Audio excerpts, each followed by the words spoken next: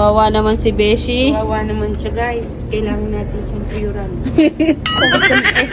Lagkitan eh. Ang asim niya, guys. Ang Ano asim. lang magpuyod kung ako'y pupulaan. Ang asim niya, Maasim guys. ka pala. Ate pong i-electric pa rin si call center. Ang ganda na electric pa.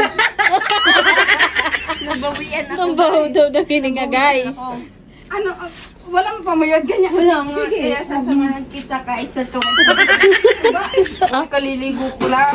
Naka-keep-paid ako. Ano? Naka-keep-paid lang. Ano guys? Supportive kay Sisi. Tingnan nyo, kahit saan magpunta, oh. May buntot siya. Wala kayo na nakikabingin pamayod ko. Ano, are? Di kay are! Are ah! Paling nakataklob ang timba. Ay, ang tabo. Diyos ko. Lagkitan na talaga si call center. Yan, guys.